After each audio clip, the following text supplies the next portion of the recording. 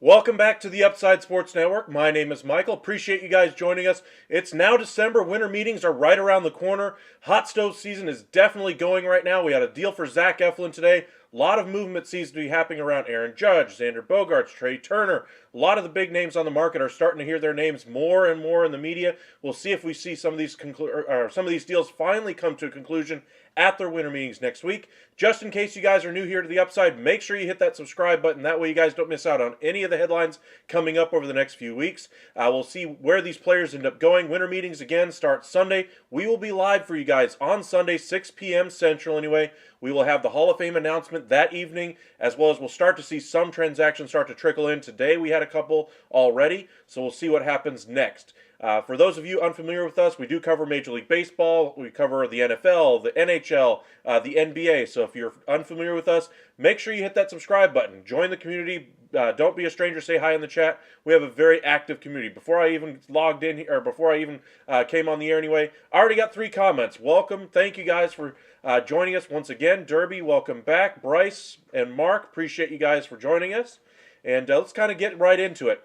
Right off the top, the Zach Eflin deal to the Tampa Bay Rays, the biggest deal they have ever signed a free agent to, 3 years and $40 million. Does not sound like a lot, but for a Tampa Bay Rays organization that's starting to spend a little bit more money than they have in the past, they're willing to go out there in free agency. Remember, they were in there for Freddie Freeman last year at 6 years, $150 million. They've been mentioned as a suitor for Jacob deGrom, surprisingly, this offseason. Do I expect it to get done with the Rays? Absolutely not. But just hearing them in there on the top free agents out there is a little bit different than what we've gotten used to seeing from the Tampa Bay Rays. Zach Eflin, of course, a nice pitcher, should be able to find some consistency there with the Rays, as they have a unique way of utilizing their pitching staff via starters, relievers, to kind of all jumble it together and find the perfect mix every single year. So congratulations to Zach Eflin and the Tampa Bay Rays. The surprising thing was that the Boston Red Sox, everybody thinks the Boston Red Sox, they're the team that would always get the better free agent between them and the Tampa Bay Rays. Well, that's not the case.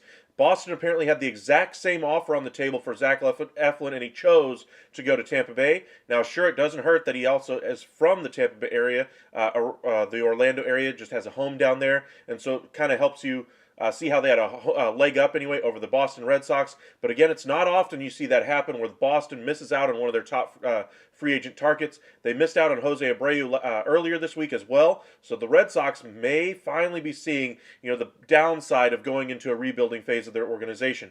I mean, the Yankees, if they lose Aaron Judge, could be facing a very similar predicament as the Red Sox. And then we could be talking about the Red Sox and Yankees being in the cellar of the AL East going forward. That would be a very interesting thought. Nobody would have thought that, say, 3-4 years ago. Heck, nobody would have thought that 20 years ago. But that could be where we see ourselves at the end of this, or at this point next year, if Aaron Judge does not end up back in New York. Of course, there's a lot of other news kind of going on. In case you guys are unfamiliar, let me show you the screen here real quick. Let me get it pulled up for you guys. Bear with me for just a moment. There we go. In case you guys are unfamiliar, MLBTradeRumors.com. If you guys are unable to watch the videos and just want to scan through and just see some of the headlines really quick, you can always follow us on Twitter, as you can see down at the very bottom, at UpsideSN. One great site that you can use, though, is MLBTradeRumors.com. In case you guys are wondering, Dansby Swanson's been one of the top free agent shortstops this year.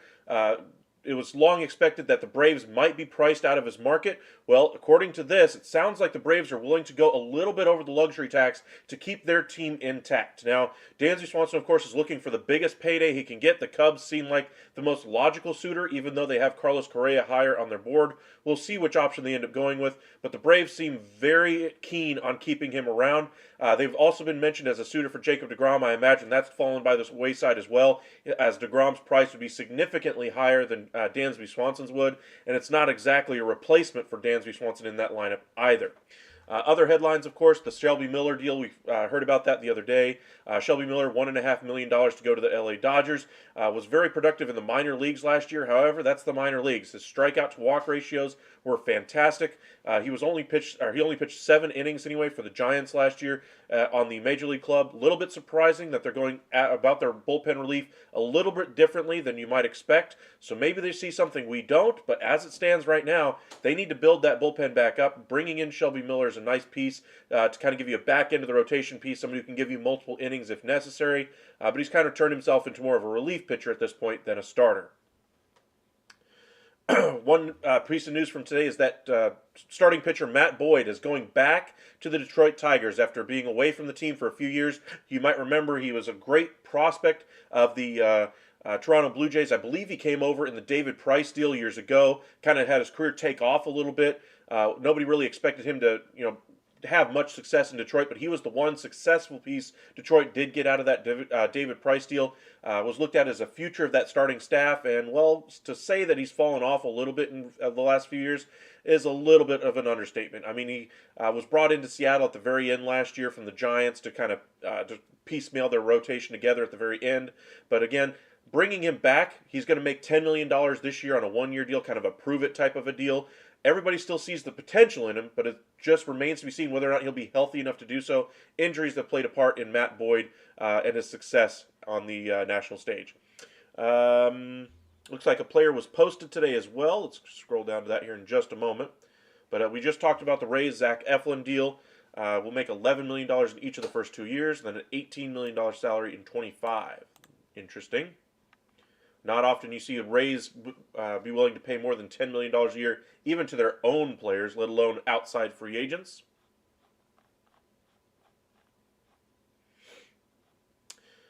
If you guys were paying attention to our channel today, we put out a video for you guys about the Rangers and Red Sox being interested in Mitch Haniger, that they were the most serious suitors after him. Haniger's got a good market. We've put out a couple of videos now. The Angels have been interested at one point. The Dodgers, the Giants, the Mariners are keen on bringing him back. Pretty much anybody in need of corner outfield help, and corner outfield help exclusively because he's not able to play center field. He's a very good defender, above average defender in the corners, but he cannot play center field at this age. He's 32 years old. He does have injury track record anyway. We'll see if he can play 162 games because he's only been able to play a full season twice in his career. That was in 2021 and also in 17 or 18, I believe. In 21, he finished 20th in MVP voting, 39 home runs, 100 RBIs. If he gets to that level again, that's a steal of a player. And as far as a projected contract, it was projected by MLB Trade Rumors that he would get around 3 years and $40 million. I imagine with all the suitors in his market, we're going to see that probably closer to 3 years, $50 million, maybe an extra year on top. But again, he's a 32-year-old free agent. He's going to be kind of a one-of-a-kind type of a free agent in this year's class. Think back to Lorenzo Cain a few years back from the Kansas City Royals, signed that 4-year, $80 million deal with the Brewers. Everybody sees the folly of that type of a contract. I wonder if they're kind of learning from those mistakes. Cain, of course, was a center fielder, aging, was going to be moved to one of the corners when he went to Milwaukee. I wonder if teams view Cain in a very similar light that they view Haniger as far as their age and how things are going to go for them athletically in the field. And so we may see the dollar figures come down a little bit around that $40, $50 million range that we were projecting earlier. One bit of news, former top prospect Franklin Barreto. You might remember him from the Oakland A's. He was involved in the trade for Josh Donaldson, I believe, years ago. He was basically a minor league free agent at this point. The Nationals, of course, made the big trade for Juan Soto, or made the big trade of sending out Juan Soto, brought in C.J. Abrams. Nobody's really grasped that shortstop spot yet, so maybe Franklin Barreto is just some more depth insurance there. Somebody that they can allow C.J. Abrams to get seasoning in the minors if he continues to struggle at the major league level. But the future at the shortstop position is still C.J. Abrams for Washington. But this should be a nice piece. If they get him to bloom, a late bloomer type of a player, then maybe they could really have something on their hands. But a good addition for a team that's looking to try to rebuild on the fly and looking to kind of clear their salary just a little bit further for at least another year. That way they don't have to spend too much this offseason and then go full board maybe next offseason. So they've been very familiar with Scott Boras clients in the past. So I wonder if they might be looking at a run at some Scott Boras guys next year. There's the Shelby Miller deal. Incentives are worth $100K from John Heyman.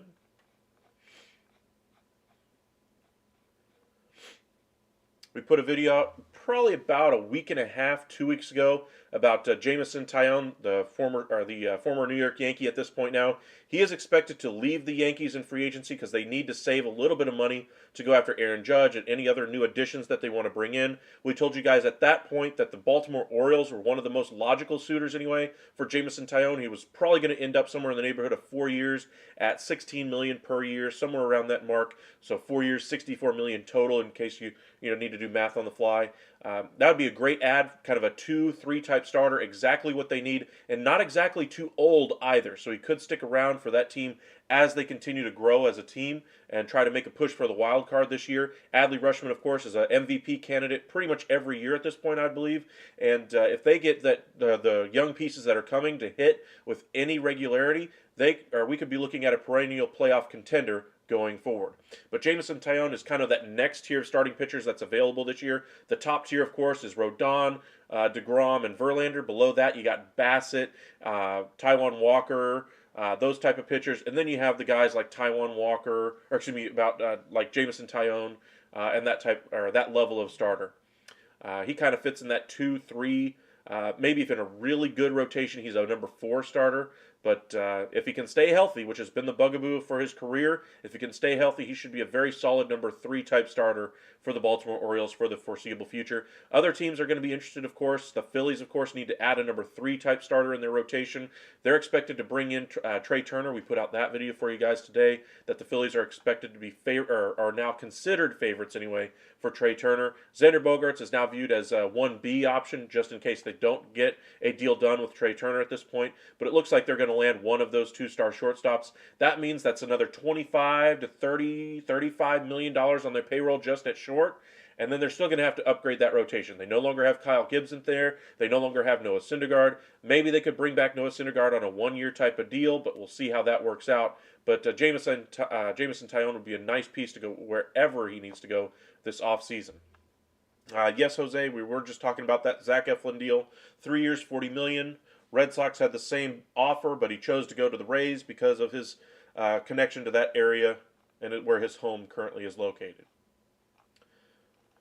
Other starting pitchers that signed, we talked about the Matt Boyd signing and Mike Clevenger signing already. Mike Clevenger we talked about last night, 1 year, $8 million. Boyd today, 1 year, $10 million, kind of a prove-it type of deal for him. Of course, earlier this offseason, we had Tyler Anderson agree to a 3-year, $39 million deal. A little bit surprising of a deal, but good cost. I think for declining the qualifying offer, that's about the contract he should have done it for.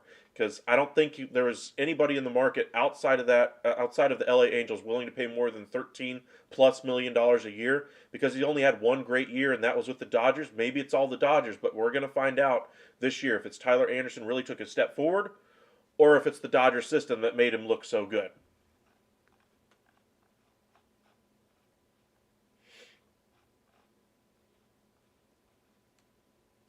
Anthony Gose, you might remember him.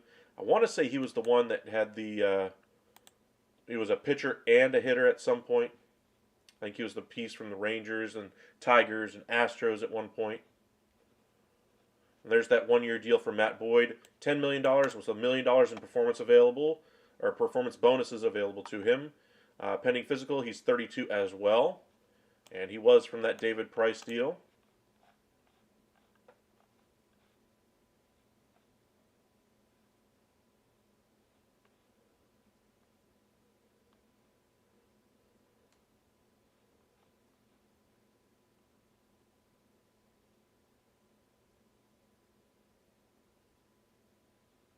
Sorry, trying to read up on this guy. Shintaro Fujinami. I'm not too familiar with him at all, honestly. Sounds like he was viewed originally as a top candidate or next to Shohei Ohtani as a great pitcher at that time.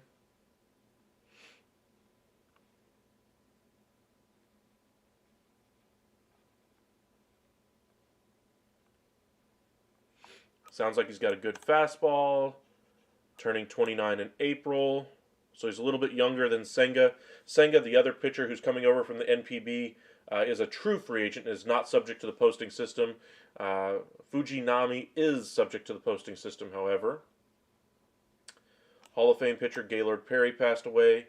Got all those headlines today on my phone. Giants, Rangers, etc.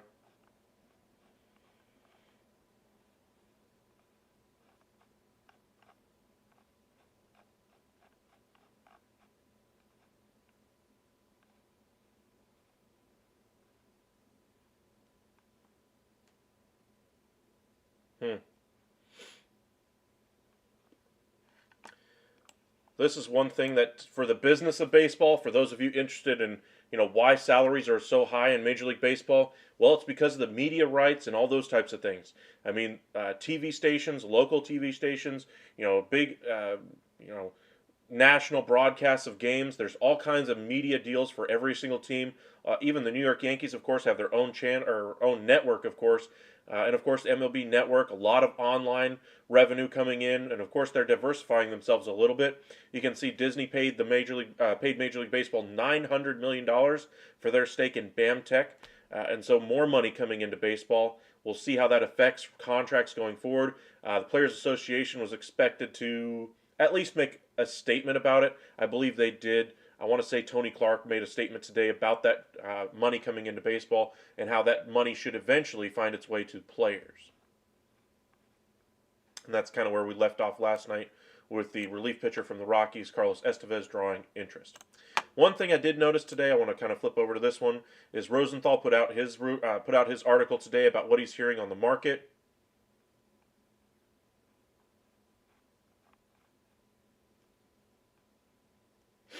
We talked to you last night anyway about how the Mariners are looking at the possibility of bringing in Colton Wong, expected to earn about $10 million next year as kind of their second base option.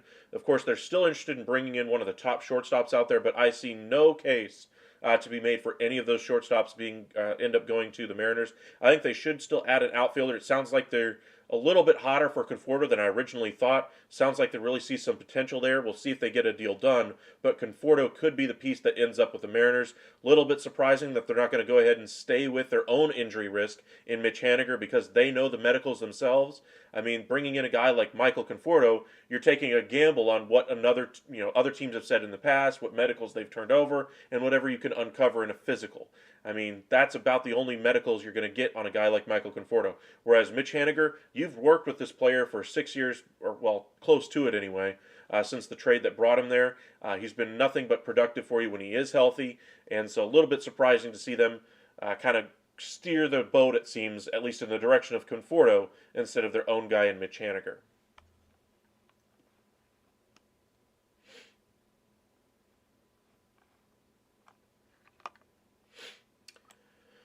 And one other thing on the Brewers, anyway, we told you guys Monday, I want to say, that the Dodgers had checked in on shortstop Willy Adames from the Milwaukee Brewers as a shortstop option for them in case they want to save some money a little bit.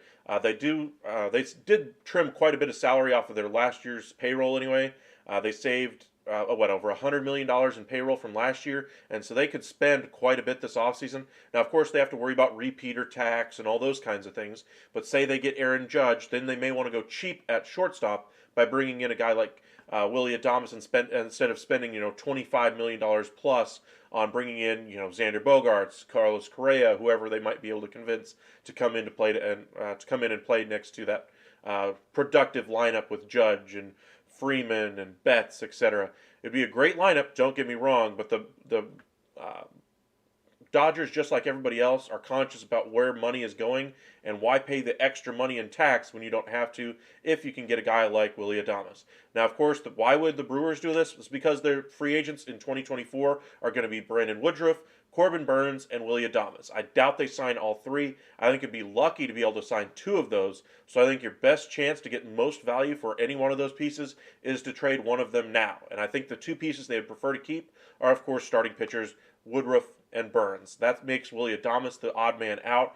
As productive as he's been with Milwaukee, and as much as their offense is anemic without any real potential outside of Adames right now, they're going to have to piecemeal it together again. But the Brewers have done that year after year after year. But that rotation is a lot harder to fix. So I think that's the reason why they would keep the two starters over the position player. But who knows? I could be wrong. Maybe they send out two of them and reset their whole organization. Bring in, 2, 3, 4 top prospects from the Dodgers. Maybe major league level talented Gavin Lux takes over the position. Who knows which way they end up going? But the Brewers are going to be a team to keep an eye out for because they have so many contractual things that they're going to have to keep an eye out for the future. 2024 is right around the corner, and you don't exactly want to lose them for nothing. Maikel Franco heading to play baseball in Japan sounds about right.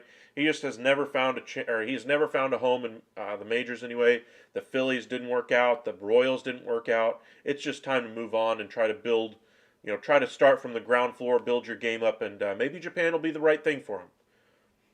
We've seen a lot of players leave, go to Japan, come back. I remember as a Ranger fan, Colby Lewis, 10, 15 years ago, left the major leagues, started with the Rangers, went to Oakland and LA at one point, went to Japan, came back a brand new pitcher, and was purely dominant when he came back. Was a big strikeout guy. It's worked for a number of other players as well. Marcus Thames is another one that I remember had a couple of good seasons once he came back from Japan. We'll see how it goes. Yankees attempted to unload bad contract like Donaldson Hicks before making other moves. Yeah. The hard part with unloading those bad contracts is you're going to have to attach some salary to it. I wonder if they do something like that, if they're able to offload some bad salary, if the proposition that was put forth yesterday anyway, I forget whose article it was, about Carlos Correa possibly going to the Yankees anyway, could come to fruition. Say that their pitch to Aaron Judge is, hey, we're willing to give up our top prospects, spend more money if we're able to offload Donaldson's deal. Will you sign with us? Maybe that's part of their pitch to Aaron Judge if the Giants are really making it that competitive for them. But it sounds like it's a two-team race anyway between the Giants and Yankees, at least right now, for Aaron Judge.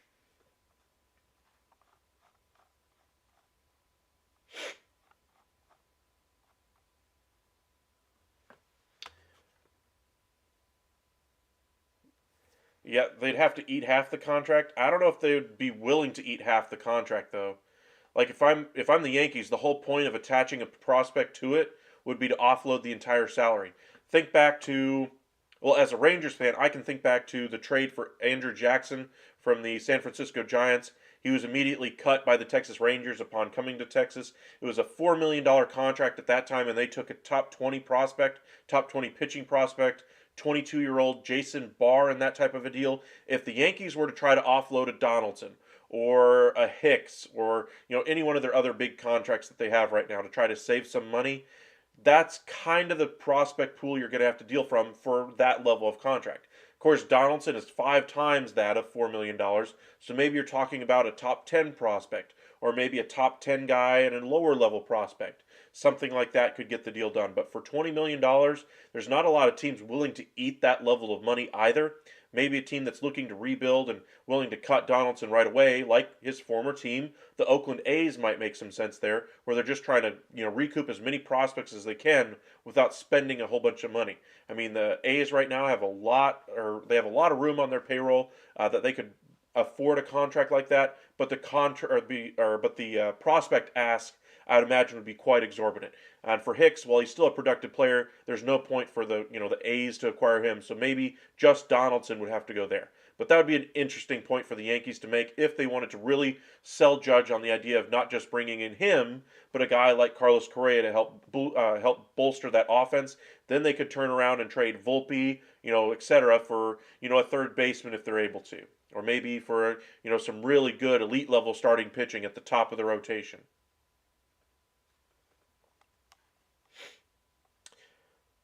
But another item they spoke about anyway, like a Will Warren, yeah, like a Will Warren. But as far as the Padres anyway, I don't know what the, oh, that was my other computer. My bad. But the Padres, of course, he's mentioning here is that they're still looking to have Kim at shortstop, but they could, of course, move him off. He's played a number of different positions while he's been in San Diego. Remember, the first year he was there did not work out so well because he was floating around to a bunch of different positions. So I wonder about that strategy with Kim.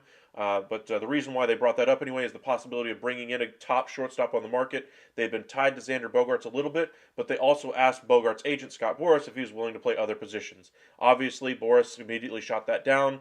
We also saw that Boras shoot down the possibility of the Red Sox being completely out on Xander Bogaerts. I think that part's complete hogwash. I mean, the Red Sox are not going to bring back Xander Bogaerts at this point. Just saying that they're still in it is strictly a courtesy to both the player and the team to kind of show that there's at least still one other possibility right now.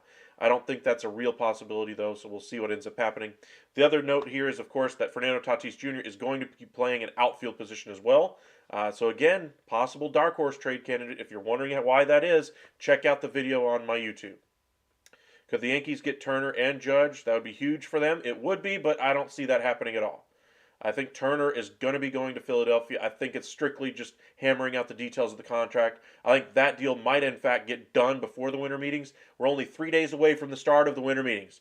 In case you guys just didn't hear me, 3 days from the start of the winter meetings. I know we're just after Thanksgiving and everybody thinks it's still another week away. No, it's right around the corner. So make sure you join us for the winter meetings. We'll be live for you guys throughout that week, putting out a whole bunch of videos about whenever anybody signs. We'll post it, let you guys know what the contract terms were, where he's going, where he's coming from, what it means for their lineup, what it means for the other teams that missed out on the player. And then, of course, we'll be live right after that. What do you see being the most surprising move during the 3-day period of the winter meetings? It's a little bit longer than that. I mean, the Sunday night period and then, of course, the Thursday morning of the winter meetings are kind of the dead spots anyway. But it is mostly 3 days for the most part. But the most surprising thing I think we're going to see is going to be the trades. I'm very excited to see the out of nowhere trades, especially if we lose or if we see something like Aaron Judge go to the Giants. Then I think we're going to see complete and absolute total chaos coming out of New York. I mean, Cashman is going to try to do every single thing he can to try to fill the shoes of Aaron Judge. Hint, he can't, and so he's going to try to spin his tires as much as he can, bring in a name like Pablo Lopez to appease the fans and say, hey, we're building our rotation better, and then he's going to try to go out there and bring in another star offensive player, which in free agency, there isn't, not unless they're willing to go for a shortstop, and they want to use their young guys at short. They kind of built their team to have a cheap contract there. We'll see what they end up doing, but I'm very curious to see the trade market more than anything else. I want to see these pitchers finally signed. The Mets keep putting out information that they believe Jacob deGrom is still likely to come back to the Mets, yet they still keep having all these other meetings with Verlander and Senga and Rodon. That doesn't tell me you're overly confident. Now, if they could, of course, be doing their due diligence, don't get me wrong, but the level of communication they're having with the other pitchers on the market suggests to me that they don't necessarily have as strong of a grip on Jacob deGrom's leanings as they would like. So we'll see where they end up going. Pitching was a priority. I'm excited for this weekend. I'll be on the live stream with Whole Time Sunday. Exactly. I really stressed to you guys. Sunday is going to be a lot of fireworks, especially with the Hall of Fame announcement. Just that part alone is going to be fantastic. Welcome in, Anthony, again. But keep your eyes peeled for that. Jay's GM inferred today that pitching is priority. They were close on Verlander a year ago. Maybe make another run. They have the money. Yes, but I don't think they're going to pay that level of free agent right now. I think they want to split their money up a little bit between the outfield and, of course, as another number 5 type starter in their rotation. They need to build a little bit better of a bullpen as well. So I don't see them spending $40+ million on a Verlander and then going with a $2 million outfielder. I just don't see that being a realistic chance. But I do think they could be a serious suitor for guys like Senga. That's kind of the top of their market for pitching, and then maybe they go for other guys on the starting market right now. Jameson, Tyone, that level of pitcher. You think DeGrom to the Rangers because the Rangers have a boatload of money again this offseason?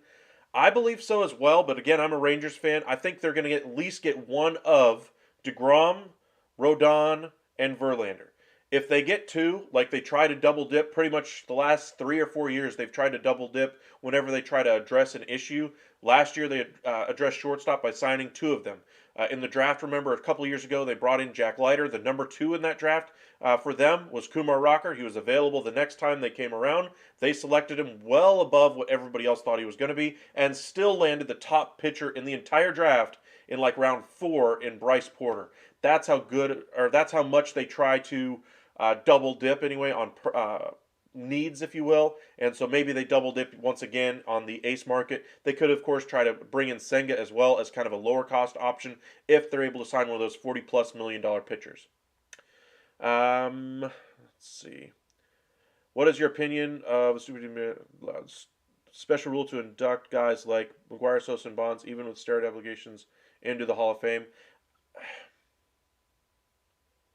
I think that the PED guys should just needs to stop talking about the PED guys. For those of you who missed the conversation about the Hall of Fame yesterday, let's kind of go over it again real quick.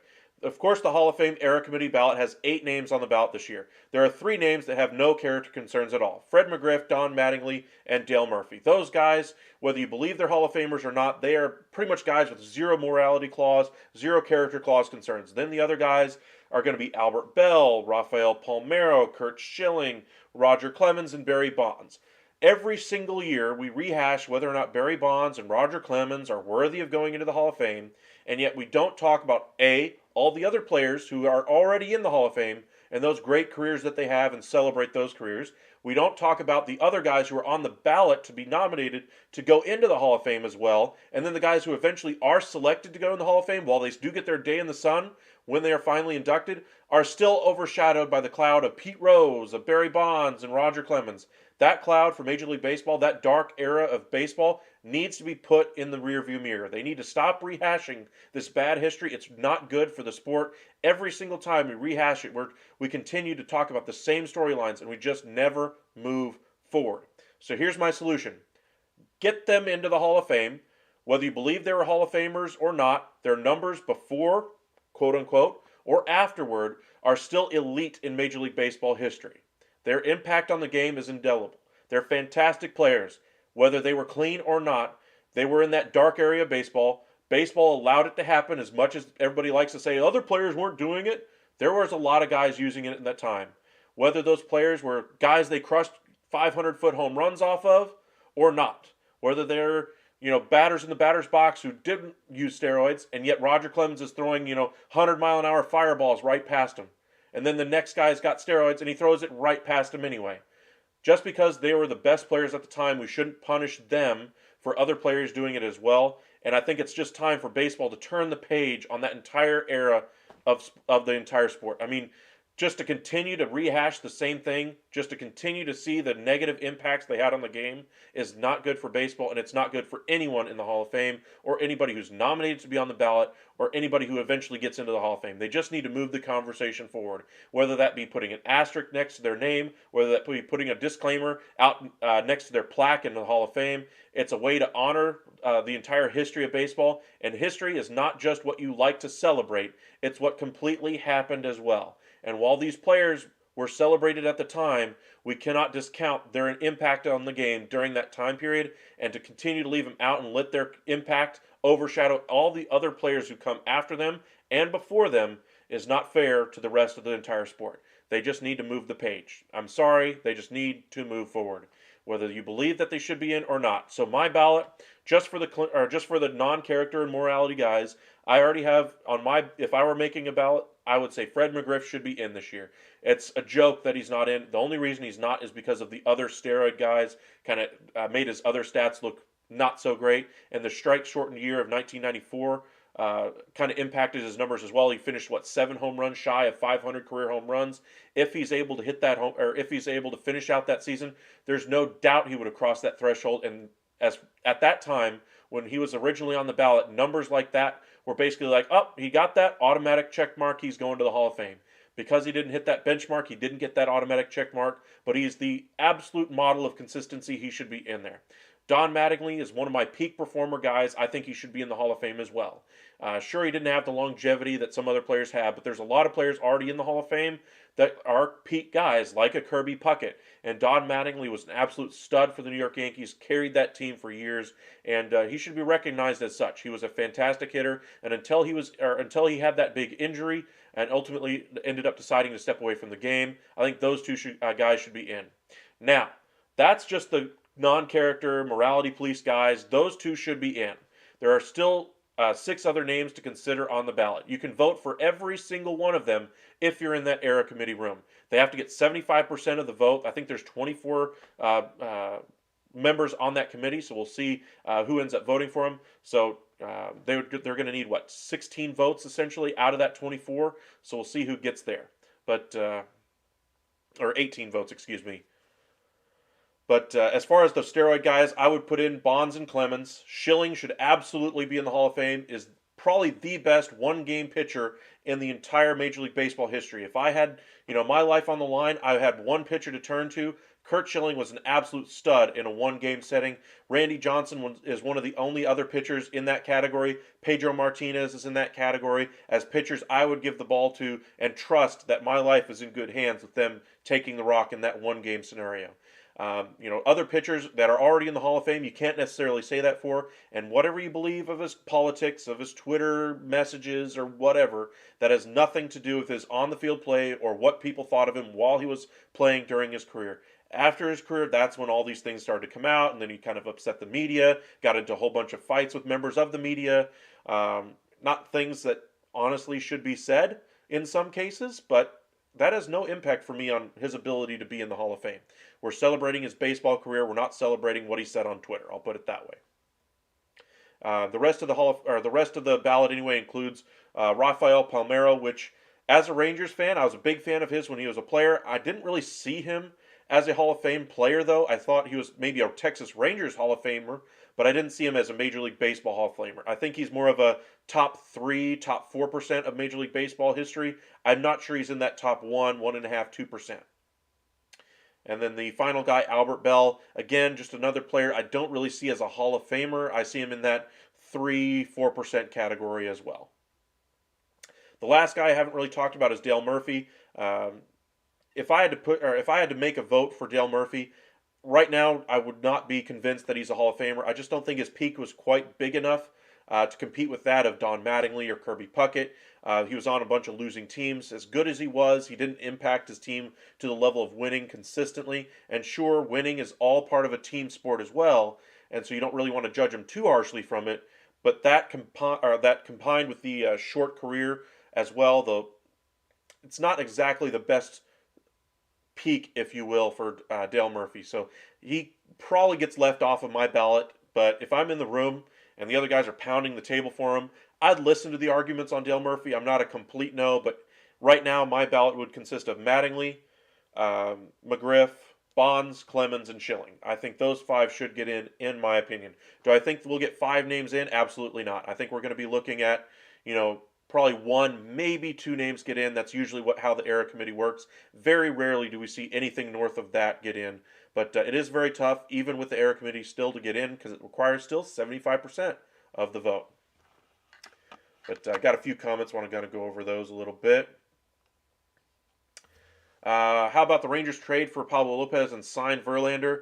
Verlander, I think, is probably the least likely to sign out of the big 3 pitchers. I think that DeGrom's probably the most likely, Rodon second, Verlander third. The only reason I think he would go to Texas is if the Dodgers really aren't offering that level of money. There was an article that came out today that the Astros are so far apart in terms, which is kind of what we expected, that there's really no path back to Houston for Justin Verlander. And as far as a Pablo Lopez trade, the Rangers do have some pieces that could be of interest to the Miami Marlins, like Ezekiel Duran, maybe a Dane Dunning, etc. It shouldn't cost a whole lot for the Rangers to do it, just because the pieces that they have are very highly valued, sought-after pieces. They're not going to have to include like 4 prospects to get it done, but maybe it costs them, Duran and another good pitching prospect, something like that. But I'm not sure if they go the trade route yet for that void. It sounds like they're a little bit heavier in the market for Mitch Haniger than I originally thought. But I thought they'd use those pieces to trade for a corner outfielder with some length on his contract, or a closer at the back end of the bullpen to solve that route. but they're going to spend in that rotation. Who's calling in sick to work just to not miss the winter meetings? Well, I already took vacation time just to be able to be available for it, watch every single minute of it. Now, remember, the winter meetings are being held in San Diego, so you're not going to see a lot of 6 a.m. headlines. You're going to see a lot of 2 a.m. headlines, though, because, again, 2 a.m. Central Time, that's midnight on the West Coast. So we're going to see some late nights here at the Upside Sports Network. Make sure you join us here. We'll keep you guys updated. That way, when you see it in the morning, you can check out our short videos and stay up to date on what's happened as well. See, Albert Bell, Tommy should already be in the Hall of Fame. Doesn't have any steroids attached to him. It's just a media hatred of him. Again, I'm not really sure about Albert Bell. Placate to the racist member because he was playing. Again, Someone clean needs to break that Bonds all-time home run record already. I hate seeing cheaters at the top of any record. Well, I would agree as well, but I still consider Hank Aaron the home run king. I don't really acknowledge Barry Bonds as it. While he was a great player, I still acknowledge Barry Bonds as a great player. I just don't see him as the home run king. I just don't. Hank Aaron did it, and it was for sure clean. We know that. Barry Bonds, we can all pretty much assume at this point he was absolutely doing something. His 15-year career up until the summer of until 1999, he was a great player. Was not at nearly the level that he was, and then found the fountain of youth at age 35, and just completely took off and hit 60 and 70 home runs in a year. But I still consider Hank Aaron the home run king. Mattingly and McGriff are my two. Again, I like both of those. Donnie Baseball should be in the Hall of Fame because he was on the Yankees when won. They weren't as good after he decided to retire, and they became good. I do think Don Mattingly should be in the Hall of Fame. That's pretty much my whole entire argument. You guys can check out the video earlier if you guys want to hear that argument again. Could you say the same thing about Josh Beckett because he had that one-pitch mentality like Schilling, Clemens? Look at his record in the playoffs, both the Marlins and the Red Sox. Josh Beckett, while a good starter, good in his era, is not necessarily an all-time great pitcher. I just don't think he's on that level. I think he wasn't. I think Beckett, while he was a great pitcher, even when he was on his best game, there still were another 3, 4 pitchers that you liked ahead of Josh Beckett in Major League Baseball at the time. And again, I don't see Beckett nearly in that same class. I think he's probably in that 4 to 5% of Major League Baseball players. When you compare peak years, who do you think gets in the Hall of Fame first? On the first ballot, Machine Albert Pujols or Miggy Cabrera. I think both get in first ballot. I don't think it's a question. I think Adrian Beltre should get in, no question. But we're going to see a little bit of empty ballots over the next couple of years. That's why you're not going to see a completely jam-packed, 10 names on every single ballot like you have in the past, because the guys that were Barry Bonds and Roger Clemens and Gary Sheffield are all going to be filtering off the ballot. You're going to see names like Billy Wagner get a nice bump up. You're going to see Jeff Kent, who's I think in the final year of his eligibility, get a nice bump up. You're going to see players who've been on the ballot like a Scott Rowland be able to get a nice jump because because the ballot isn't nearly as crowded as it has been over the last several years.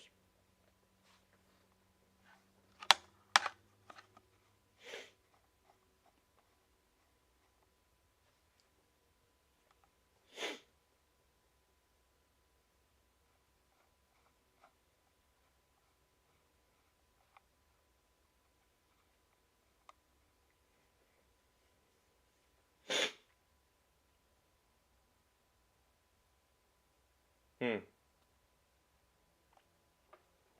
Nice note here from Ken Rosenthal. Cardinals GM John Mozeliak said that we have 6 starters. That includes Daniel Hudson, but 4 of them are in their walk years. Maybe they try to get a long-term deal done with a Jordan Montgomery who found another gear once he got to St. Louis. Maybe we'll see some extensions out of that group. Flaherty, of course, another good name for them.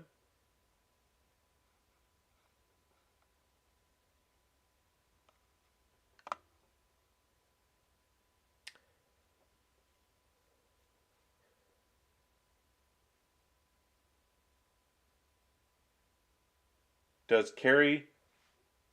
Oh, Kerry Wood, not different spelling. Have enough stats to qualify for the Hall of Fame in your honest opinion, or does Mark Mulder have enough stats in terms of peak years to qualify for the Hall of Fame? Those 2 pitchers, they had their careers completely derailed because of injury.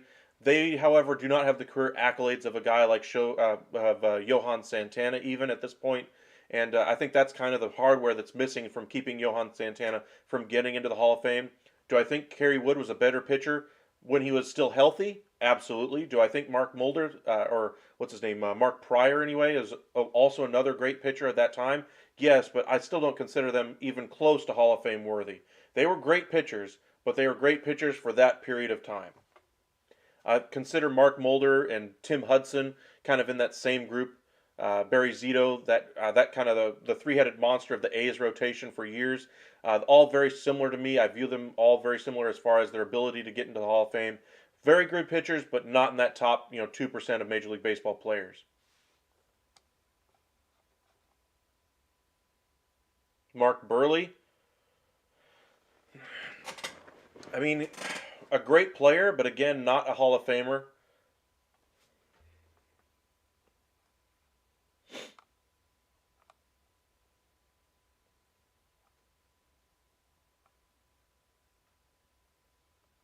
Here's some names for the trade market anyway. For those of you who are wondering what could the winter meetings look like as far as the trade front, we mentioned already the Josh Donaldson trying to offload that contract and Aaron Hicks.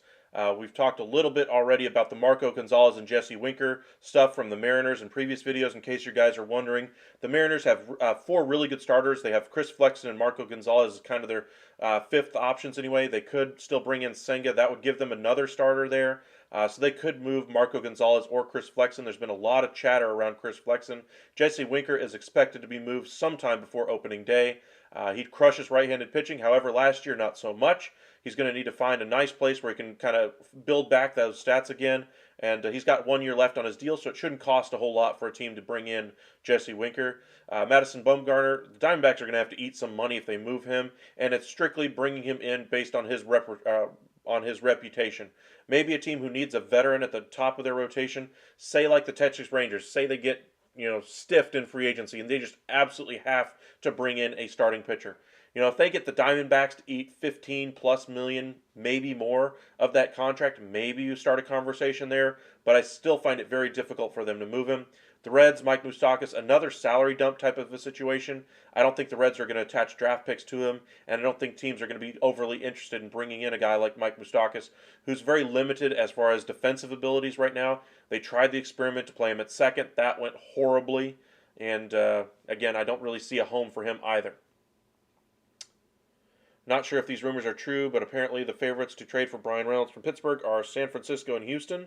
Makes sense because Houston does need a center fielder. San Francisco has been connected to Brandon Nimmo, of course. They need a center fielder as well. But as far as the trade prospects for Brian Reynolds entirely, that would be a little bit surprising to me. I think the team is still a year away from really having their youth come up, and I think they still want to keep Brian Reynolds.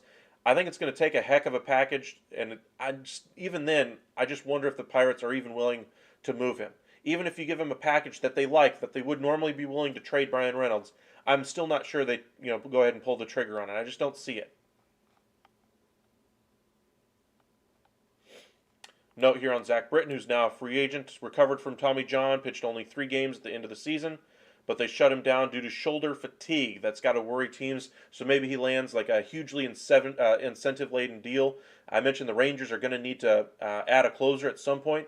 Maybe they look at Zach Britton and say, hey, we would love to bring you in. We think you could be our closer this year. Maybe by around the month of June, July, something like that, after your shoulder has more time to relax and work up to that workload again. But maybe they bring him in on a 2-year guarantee, or excuse me, a $2 million guarantee with like $8 million in incentives, something like that. 35 years old.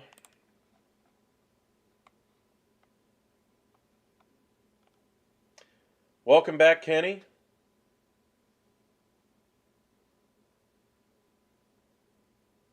Where do I see the top shortstops going? Still pretty much the same places. I haven't really seen anything to change my mind as to where I think they're going. We'll start with the top there with Trey Turner. I think is going to go to the Philadelphia Phillies.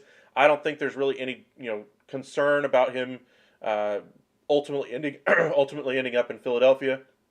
I mean, he's a great player, really solves all the issues they have. Good bat, speed, solves their shortstop hole. Their lineup pretty much is set once they bring him in. Maybe they could use a second baseman, but I think they try to move Bryson Stott over there. And of course, Bryce Harper is going to miss the first, 3 months of the season. He's played with him before, is going to have comfort going back to the AL East, or excuse me, back to the East Coast anyway. And of course, he wants to play his spring training ball down in Florida. That's where the Phillies play. So it sounds like it's going to happen. I think it's strictly about hammering out the contract, and I think there's a chance that deal even gets done before the winter meetings. At worst case scenario, I think we'll see that deal happen at the winter meetings. As far as Dansby Swanson, we'll go with him because he's the easiest one to predict out of this group. It sounds like it's going to be Cubs, Dodgers, Braves, or bust for Dansby Swanson. He wants the best money out there. Cubs, of course, are looking at Carlos Correa and saying, hey, if you're willing to come to us, we would love to get you. But I don't think Correa is going to go there. I think there's going to be a lot of money out there for him. I think the Braves are going to be right there with their offer. And of course, we saw the article a little bit ago how the Braves are willing to go a little bit into the luxury tax to bring back a guy like Dansby Swanson, the elite level defense that he had last year. And of course, the bat finally seems to be coming around. But again, that's a contract year. How much faith can you really put in that bat? But defensively, that Braves team is pretty much set to win, and bringing him back would solve their up the middle defense. Of course, they could go young with Vaughn Grissom, but I think they'd really like to have him. But as far as Carlos Correa, we saw last night anyway, the Yankees were starting to be mentioned again as a suitor.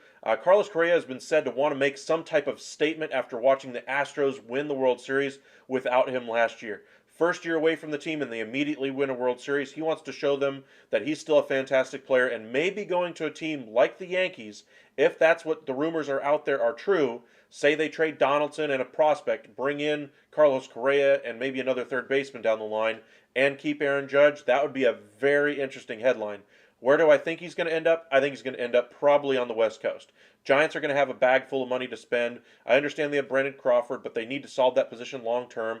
Dodgers also need a shortstop. I think Bogarts and Correa are very likely to end up in either of those two spots. I think that's where ultimately both of them end up. As far as Xander Bogarts, he's been mentioned with a number of teams: the Mariners, the Cubs, the Red Sox, the Phillies, the Dodgers, the Giants, the Padres. There's a number of teams he could go to. He wants to be a shortstop, so I'm going to go ahead and cross off the Padres. He's also surprisingly been mentioned with the Arizona Diamondbacks. I'm wondering if they're just using them to kind of prop up that deal a little bit more, but I still think he ends up on one of either the Dodgers or Giants. I think Correa and Bogarts kind of alternate whichever one goes between the two spots. And finally, as far as that is all of them. My bad. But that's kind of where I see the shortstops going. Can you explain to me why it seems my Marlins struggle to produce quality hitting prospects, but would succeed with high-end pitching prospects? Well, as far as the field that you have right now, I think that's one of the downsides to your team. Plus, where exactly is the high-end quality hitter coming from? They've never really invested on it on the prospect side of it. So in order to have good quality hitters coming up, you have to invest on those pieces. They've invested in pitching. They've traded for pitching. They've never really traded for a hitter. That's the one thing they haven't really done. Jazz Chisholm's the only one I can think of that they've really gone out there and acquired via trade. The other one being Lewis Brinson. That didn't work out, though. We saw that with the Brewers and then with the Marlins, that it just didn't work there. If Dansby Swanson doesn't sign it with Atlanta, I can see him going to San Francisco maybe, or New York. I don't think either one of those are going to happen. Are Volpe and Peraza big enough in terms of size to move to third in case the Yankees sign Correa? Well, I think they'd probably have to attach Peraza at this point if they wanted to move Donaldson's deal. I think that's the level of piece that it would take to move off of that contract, because it is $20 million. We saw a top 20 prospect go to save $4 million years ago. Understandably, money's gotten a little bit bigger nowadays. But again, $20 million is not nothing. And so the Yankees are going to have to give up something good to be able to offload that contract. So if they were to try to do that and bring in Carlos Correa with the savings, that would be a great way of doing it. But again, that tells you, hey, we made a mistake last year bringing in Donaldson. Maybe we should have just gone with Correa instead of allowing the Minnesota Twins to keep him, allowing the Minnesota Twins to sign him. Thank you, Kenny. I appreciate that. I try. They check, as far as this article, the next thing they check in is the catching market anyway. Sean Murphy, of course, is the top catcher on either the trade or free agent market. We'll see where he ends up going. He's got a number of different teams that are actually interested in him. The A's, of course, are looking for top quality prospects in return. The Rays have been interested. The Guardians, of course, the Jays have 3 catchers of their own. They could trade 1 catcher as well. So we could see the trade market for catchers be a little bit more active than the actual catching market. The only 2 really high quality catchers on this year's market are going to be Christian Vazquez and Wilson Contreras. Yeah, but those are guys that just like Barry, I believe, was the guy that was just drafted by the team. As far as Blade, again, you're hoping for 1 or 2 guys. Where's the 5 or 6 guys that they brought in via trade or brought in at the top end of the draft or high quality international prospects? Where you really pinning your hopes to? That's not been the case for the Marlins. It's always been pitching prospects, and yes, that's very important. But at some point, you're going to need some hitters.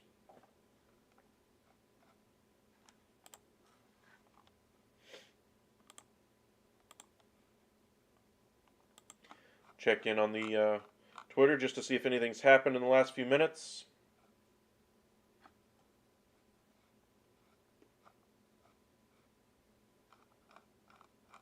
Doesn't look like it. Last thing before we kind of wrap up for the evening anyway, if you guys have any questions, feel free to give us a holler. Cardinals go after Kirk at catcher. I don't know if he's going to be able to stick at catcher for very long.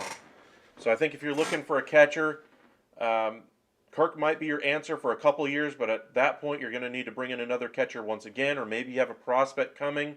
But Kirk is going to have to be a DH probably in 2 years' time. He's already playing half of his games at designated hitter, so we'll see where things go. But the last thing I wanted to kind of touch on is how the trade market is going to go. For those of you wondering, this is baseballtradevalues.com. If you guys are curious about if your trade makes sense, should your club make this type of a trade, put it in here and see if the trade actually makes sense. They have a pretty good calculation for the value of prospects and that kind of thing. That way you can see if your trade really holds water or anything like that. But we'll see where things go. If you guys are just joining us, make sure you hit that subscribe button. Don't miss out on any headlines from Major League Baseball's Hot Stove season. Hit that like button. It really does help us out. We're getting very, very close to 1,000 subscribers. I cannot tell you how excited I am to finally get to 1,000 subscribers. So if you haven't already hit it, please do so. I really would appreciate it. Thank you very much. And for those of you who already have subscribed, thank you guys. Danny Jansen will probably be the catcher to go. I agree. Welcome in Ramon, excuse me. Which one is the rotation for the Mets? Okay, so I'm guessing you're asking, what do you think their Mets rotation ends up looking like? First, of course, they have Max Scherzer at the top of the rotation. Then they have 3 openings behind him. DeGrom's a free agent, Bassett's a free agent, Walker's a free agent. I expect 2 of the 3 to come back, whether that be Bassett and Walker and bringing in a Verlander, or whether that be DeGrom bringing in Walker and then Bassett leaves in free agency. I think they retain 2 of the 3. And then I think they do try to add another piece via free agency. I don't think they're going to try to address it via trade. So I think that's how it's going to work out. If I had to put money on it right now, I would say DeGrom is the odd man out. I think they bring in Verlander at maybe a slightly cheaper deal than what DeGrom would be, at least certainly because of total length of the contract anyway. I think Verlander's probably going to get maybe a 3-year deal in this free agency period. I think teams are wanting to give him a 1 or 2 year deal, but I think he's good enough. Just got off of a Cy Young season, 1.85 ERA, consistent, and of course finally overcame his bugaboos in the World Series for the first time in his career this year. I think his contract is going to be very good. But DeGrom, I think, will probably get an extra year because he is younger. But I think the Mets will probably end up with Verlander or DeGrom, one of the 2. If I had to put money on it, I'd probably lean Verlander. I just think DeGrom's market has gone on too long. I think the Mets are putting a little bit of false information out there in the public right now, saying that they feel very confident about bringing back Jacob DeGrom. If you feel so confident and you really wanted to get this done before Thanksgiving, like you made us, or that you led all the New York reporters to believe, then why is he still unsigned? Why are we, 2 or 3 days away from the winter meetings and he's still on the block? I mean, we've known that you wanted to move things quickly, just like you did last offseason with Scherzer, Canna, Marte. So far this offseason, you brought back Diaz. and you wanted to bring back DeGrom and Nimmo. Those were your priorities. Well, we're almost to the winter meetings. Nimmo's market looked like it's going to extend well past the winter meetings because of all the teams involved. Judge market seems to be wrapping up. The DeGrom market seems to be heating up, especially for teams outside of New York. The Texas Rangers are feeling very good, very bullish about their chances of bringing him in. The Dodgers, I imagine any other team that's talking to DeGrom has to feel very confident as opposed to where they were, say, a week and a half ago before Thanksgiving, when you'd have to imagine the Mets felt like they were in the driver's seat, had the exclusive, or seemed like at least that they were still had the ear of Jacob DeGrom. Now that we're after it, sounds like it's truly a horse race essentially to see who ends up getting him. But as far as who ends up there, I still think Verlander's going to go to the Mets, and probably Bassett and Walker. Can you see the match signing Verlander, or after the Mad Max money? I'm guessing you're referring to Mets. Can you see the Mets signing Verlander after Mad Max becoming backfire on them because they're not going to do it again? No, they're going to spend money, and they're going to keep on spending money. Cohen still gained 7% of his net value based on just off of last year's portfolio that he had. He's a hedge fund manager. Money basically grows on trees for this guy. That's what he's basically printing money to make the best team he possibly can. Are the talks between Wilson Contreras and the Cardinals still alive still? Seems like the Astros is the team being mentioned the most. That's because I think the Astros are going to be after him the hardest because they don't have a GM. It's strictly going on with the owner. When you're at the ownership level, talks seem to move very quickly. Jeff Bagwell is certainly helping out Jim Crane right now in Houston, keeping him on the rails at least since they don't have a GM in place. Maybe they end up appointing Jeff Bagwell as GM eventually at this point. But it seems like the way things are going in Houston, they're getting their guy in Jose Abreu. It sounds like they're going to get their guy at catcher in Wilson Contreras, if I had to put money on it right now. But we'll see how the market ultimately unfolds. I think they're still going to be in there for a left fielder as well, possibly even bringing back the most professional hitter left on the market in Michael Brantley.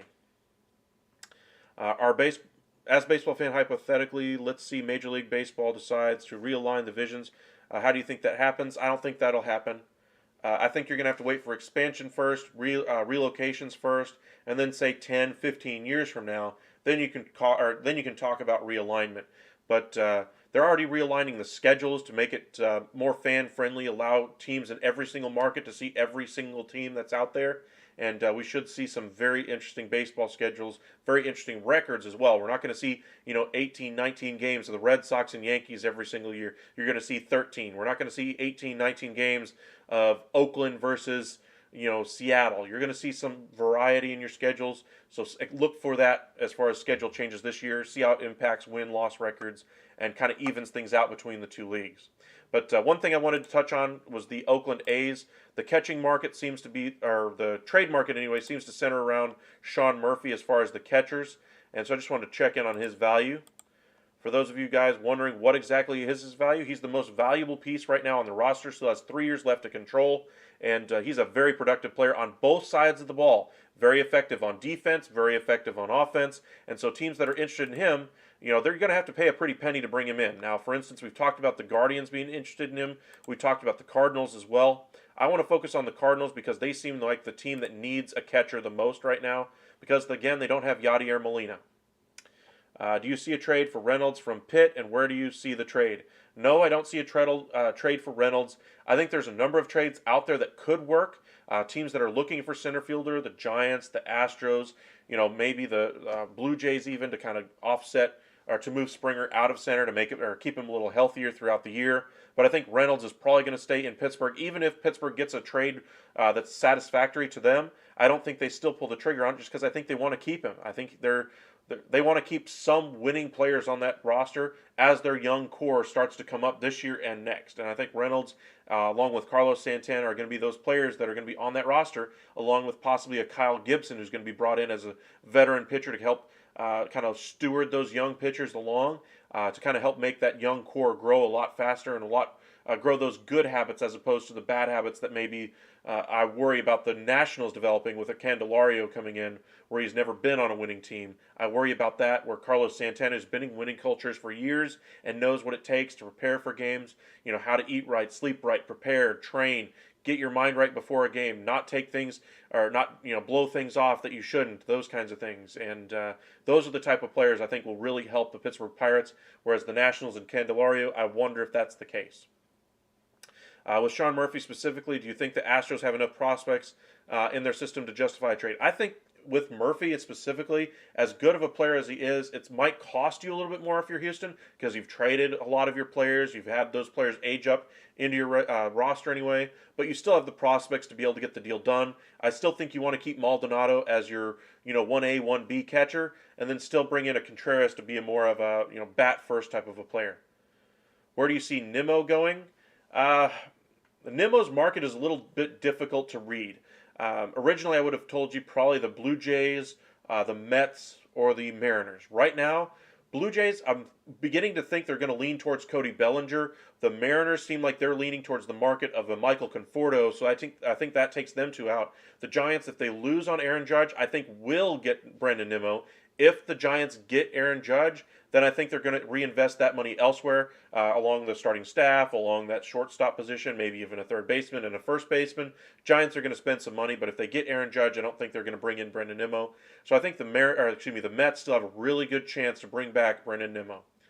Now the Padres are in on Turner too. Take that again with a grain of salt. I think they might just be trying to bump up the salary talks with the Phillies. I've told you guys all along I expect Philadelphia to be pretty much right at the top of the market for Trey Turner. Basically dots every single I and crosses every single T that they need in a free agent. And he would, hand glove. That's how good of a fit he is with Philadelphia. Now, the Padres would be a great fit for Turner as well. But again, he wants to be on the on the East Coast. He wants to play his spring training ball down in Florida. Those are kind of the two caveats that would preclude the Padres from being able to bring him in. But I got 25 of you guys with us right now. Thank you guys.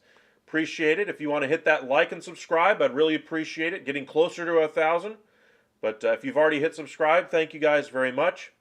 Would a Pablo Lopez trade be a role model or a good pitcher in places like Pittsburgh or Washington?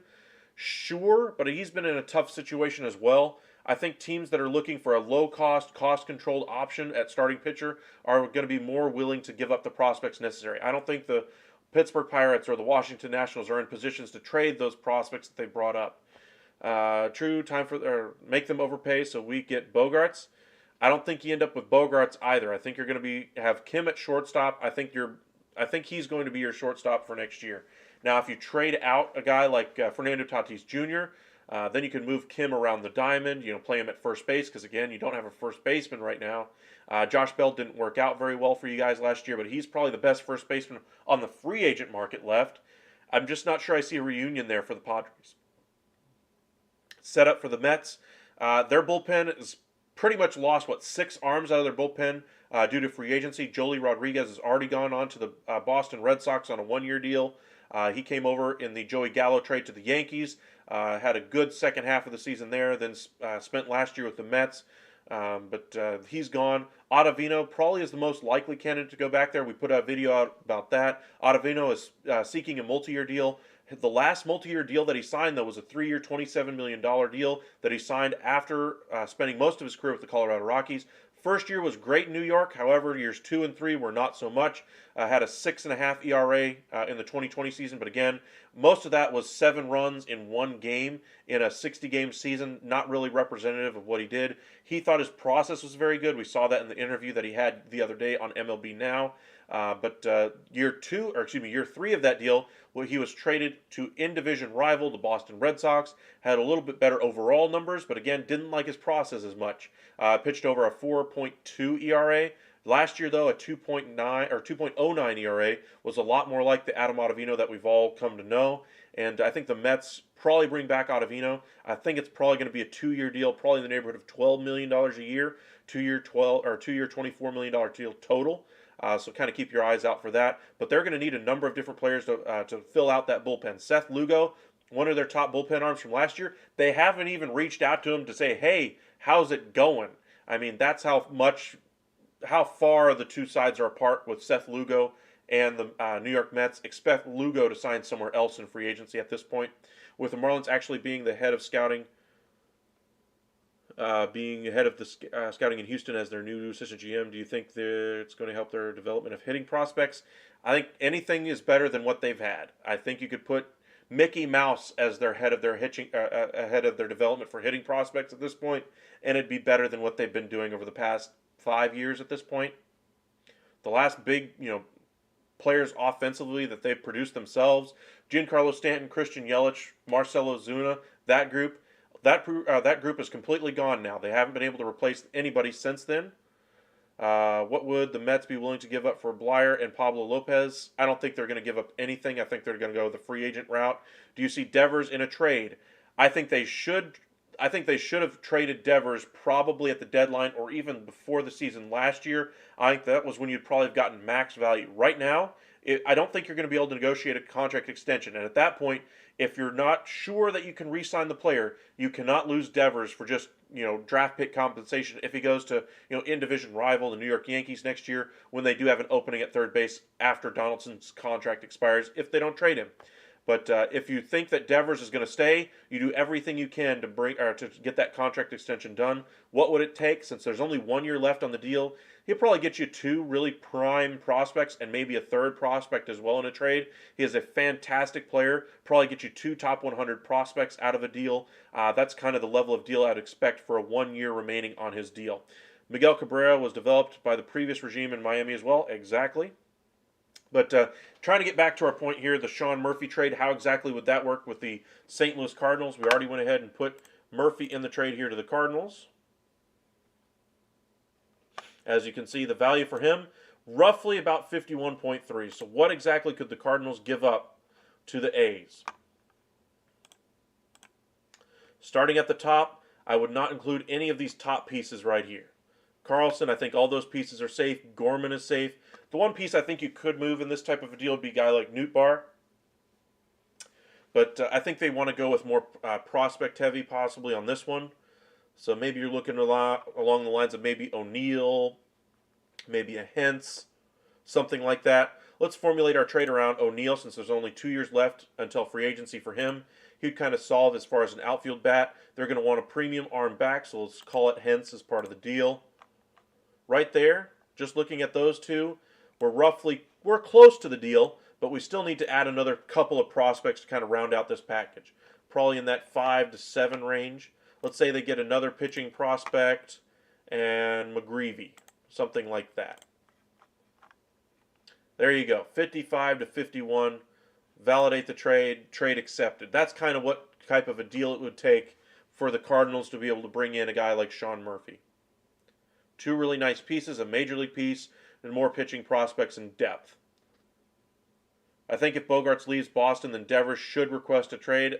I don't think Devers is going to request a trade. I think he's going to try to run up those numbers as high as he can get with his agent and then take that information into free agency next year and see how big of a deal he can get in free agency. I think he's strictly going to go for biggest dollar value.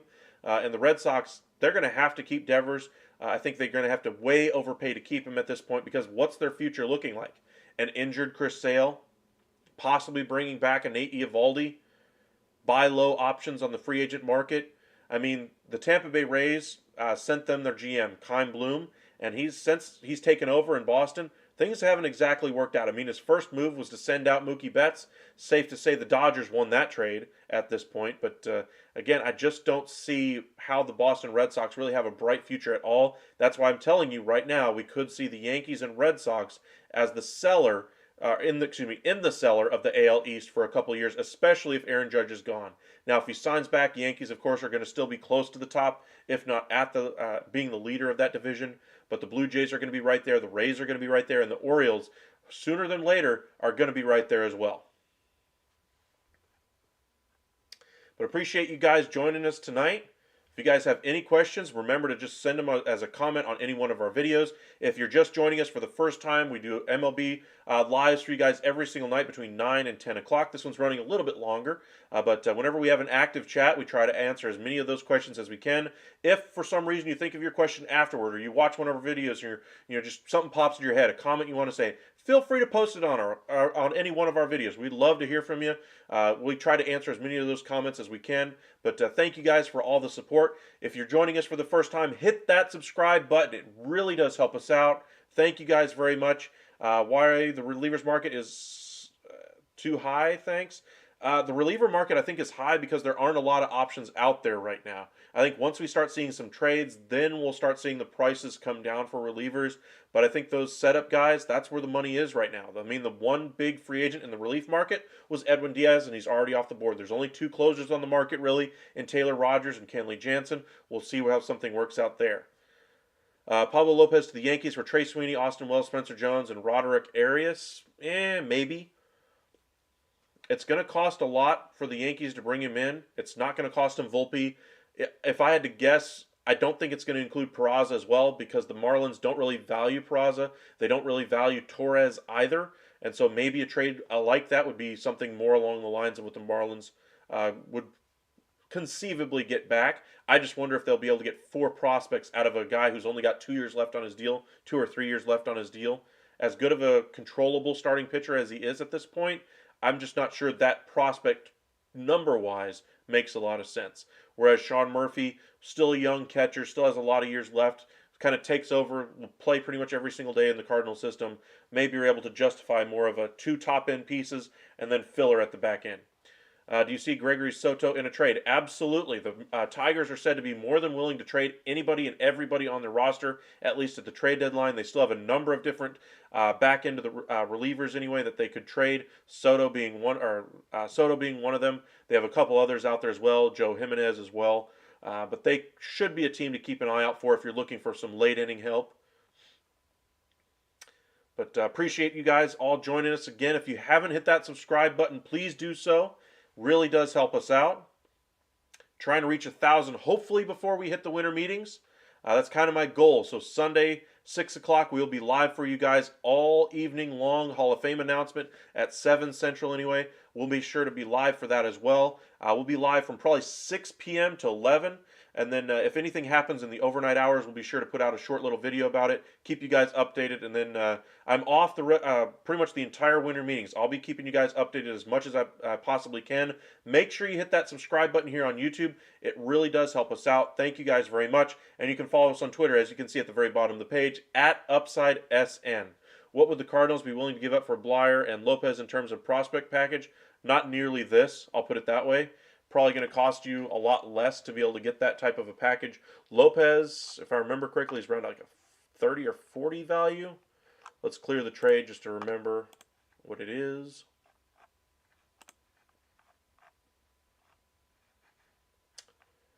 All right, Team 1. Marlins. 38 was his value. So for the Cardinals, it's going to cost them probably 1 major league piece and then maybe some decent, second and third prospects out of the Cardinals system.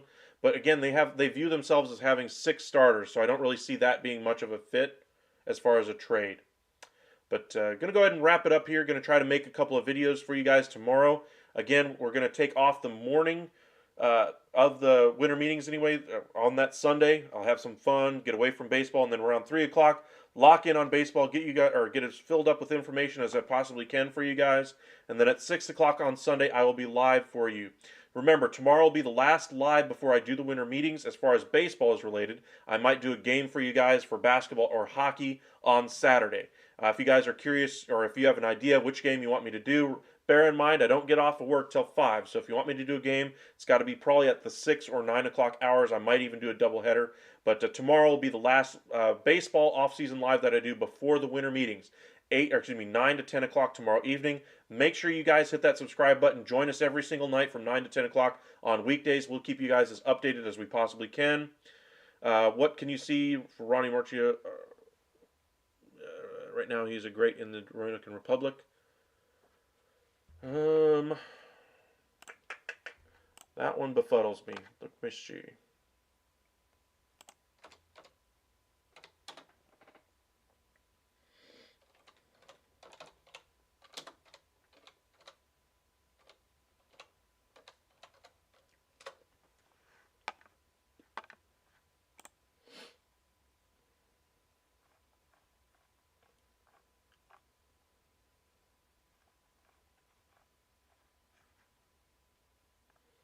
Double-A in his first taste of Double-A. Did well.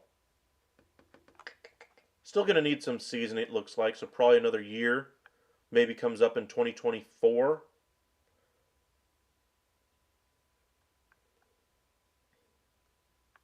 Just looking at kind of how his career is looking at right now. He's 21, so again, probably probably around June 2024 is when you could see him being on a major league roster somewhere. But again, the Mets are looking to contend. They're not looking to play prospects right now, and so maybe you'll probably move him if he were to try to be, or if he were major league ready. Another team, I'm sure, would be more than willing to take a flyer on him at this point. Maybe that'll be a good piece for them to trade for, to be able to bring in a setup guy around the deadline, something like that. Let's just update the page one more time just to make sure there's no other headlines. There's the Maikel Franco signing, or Maikel Franco. And one more time on Twitter just to see if anything's updated.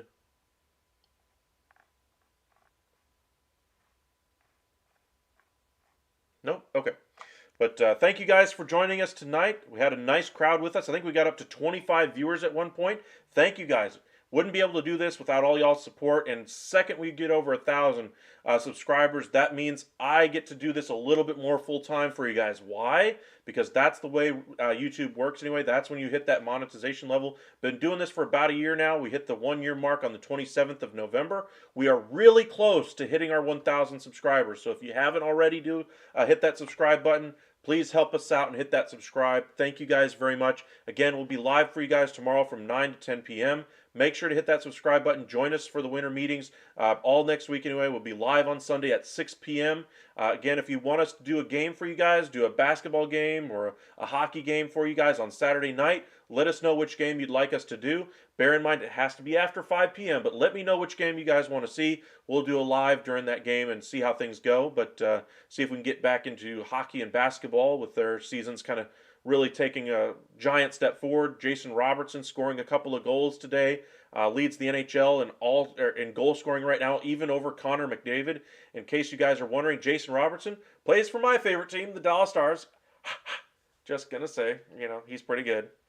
But appreciate you guys joining us. We'll see you guys again tomorrow night, 9 o'clock. Remember to leave us a comment in the videos, any one of them, and we'll be sure to respond to you guys. Thank you guys for hitting the subscribe button, and we'll see you guys tomorrow night.